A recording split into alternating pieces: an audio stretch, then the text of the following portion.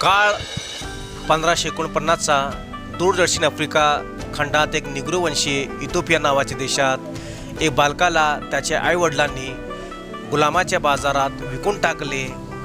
त्या दलालाने बागदादच्या बाजारात मीर कासिम अल बागदादी या विकले।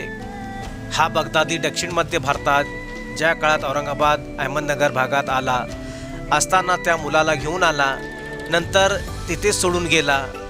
पुढे हा मुलगा जाम चतुर निघाला। त्याने आपले 1,500 लोकांचे सैन्य स्थापन केले आणि स्थानिक राजांना छोटे छोटे मोठ्या लढायात भाडेतत्वावर मदत करू लागला। बघता बघता त्याच्या चातुर्याची दखल घेऊन अहमदनगरच्या मुर्तुजा निजाम शाहने याला आपल्या सैन्यात घेतले आणि हा म्हणता म्हणता निजामचा प्रधान झाला। त्याचे नाव मलिक अंबर। हा पंतप्रधान झाल्यावर त्यांनी उस्मानाबाद जिल्ह्यातील पारंड्यातील आपली कचेरी बदलून पुणे जिल्ह्यातील जुन्नरला हलवली। तिथे अनेक क्रांतिकारी विकासाच्या गोष्टी केल्या। शिवनेरीच्या पायथ्याला पद्मावती पाण्याचे तलाव निर्माण करून जुन्नरला पाणी पुरवठा केला।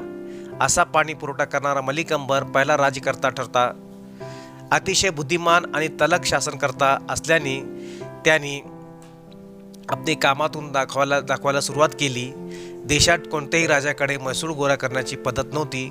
लोकांवर जाचक जुलूम करून जमा केला जायचा। मलिक अंबरने आपल्या इख्तियारातली जमीन मोजण्याचे शास्त्र विकसित केले, जे आपल्याकडे दशमान पद्धतीने मोजणी आजपर्यंत व्हायची ते देणे मलिक अंबरचेच। त्यामुळे न्याय पद्धतीने महसूल जमा होऊ लागला।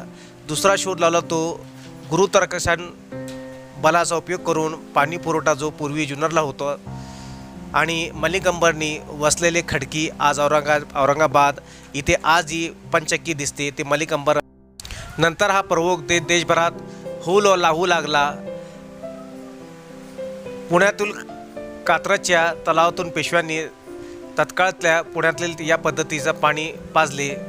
मलिक अंबर पहिला योद्धा मोगलांच्या विरोधात रॉकेट वापरले, म्हणजे अनेक गोष्टीचा शोध या शासनकर्त्याच्या काळात लावले। छत्रपती अतिशय लोकाभिमुख कामासाठी हा शासन लोकप्रिय झाला। आजही जुन्नर नगरमध्ये याचा विकासाचे खुणा दिसतात। जुन्नरच्या 4 वर्षापूर्वी बांधलेले त्याचा महल आज सुस्थितीत नसला तरी ठिकाण परिस्थितीमध्ये आहे। हापशी महल म्हणून ओळखला जातो। तो जुन्नरपासून 2 किलोमीटर अंतरावर हा उभा आहे, ज्याच्या प्रेमाखातर जगला वेढा लावला। ताजमहल शासनाने बांधला, त्याच मुघल मुमताज औरंग 2 वर्षे वयाचे असताना बरेच महिने या महलाला राहिलं, म्हणून हा महलाला खूप महत्त्व आहे। या मलिक अंबरची समाधी अमरापूर गावात आहे, जे अहमदनगरमध्ये आहे।